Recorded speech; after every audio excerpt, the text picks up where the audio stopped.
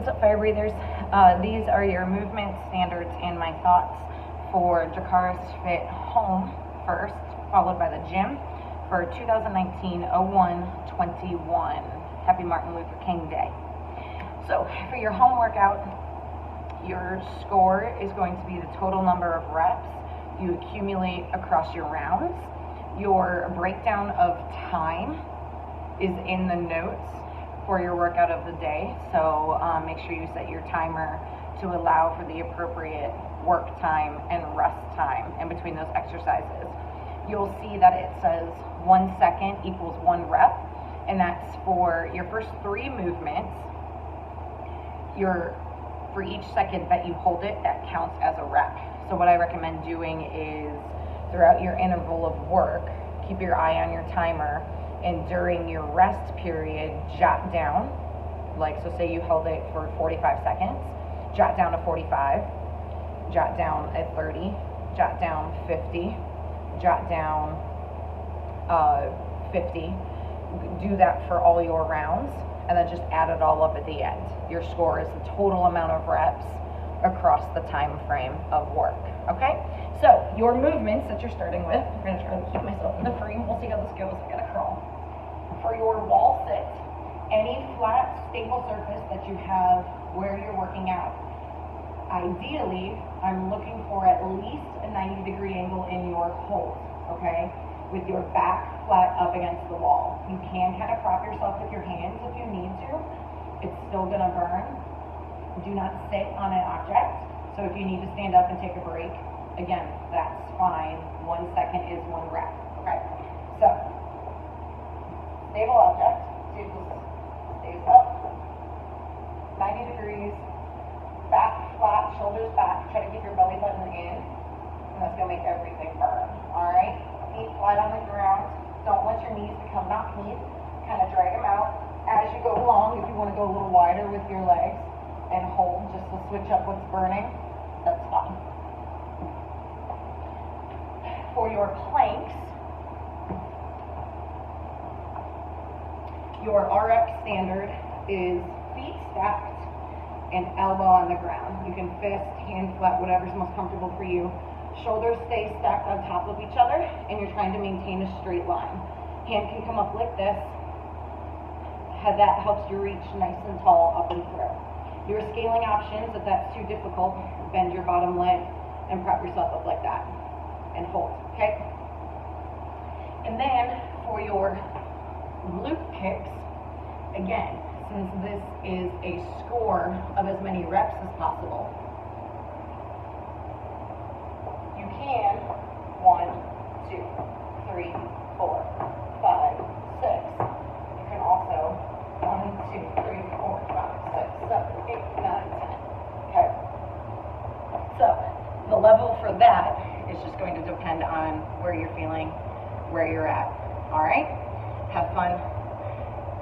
And for your gym, I'm just going to stay down here. I'm not going to show any of those movements. They should be standard. I'm just going to talk. So you're starting with a Metcon. Once again, gym, what's the rule? The longer, so you can see me in the back, that's one. The shorter the workout, the longer the warm-up. So again, you don't want to fatigue yourself, but you want to go into your Metcon warm, with your hips open, with your shoulders warmed up and ready to go, with your body warm, ready to knock this thing out as quickly as possible, okay? Tips for this one. So you can break your reps up either into thirds for each round.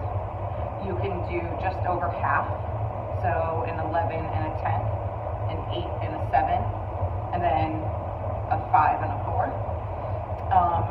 You can go unbroken on your stronger movement if you know you're going to have to break up one of those movements a little bit more. Remember, the idea of unbroken being faster is just because it takes away your transition times. Usually transition times are what slows down our score and what holds us up. My favorite metaphor for this came from Pat Sherwood when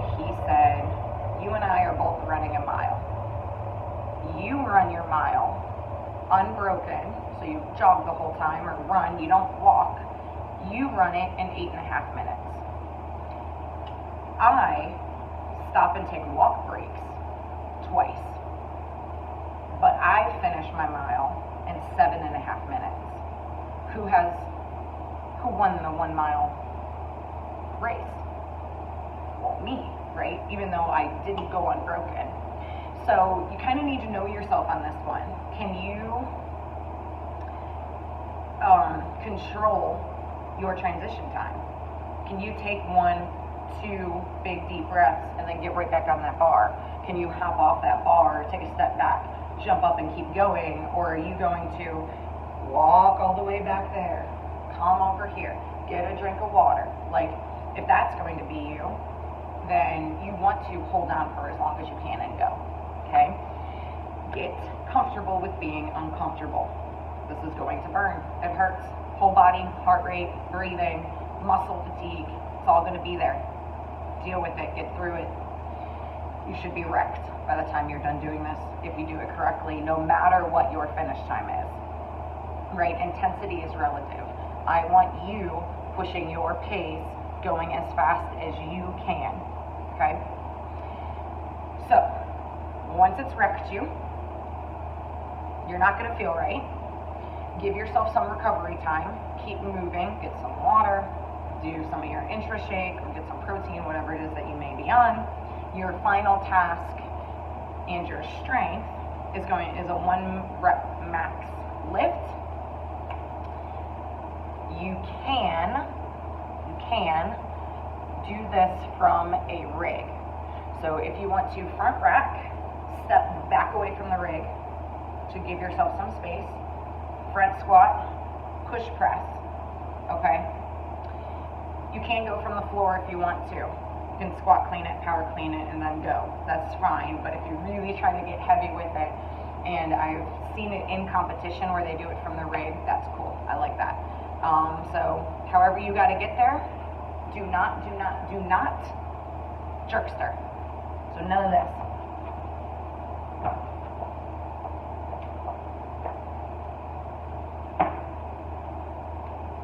That's not okay. Not okay. I don't even think I was in that frame. But, alright. Go out and crush it. Attack the fire. Tag me. Spread the word. You guys are awesome. See you later.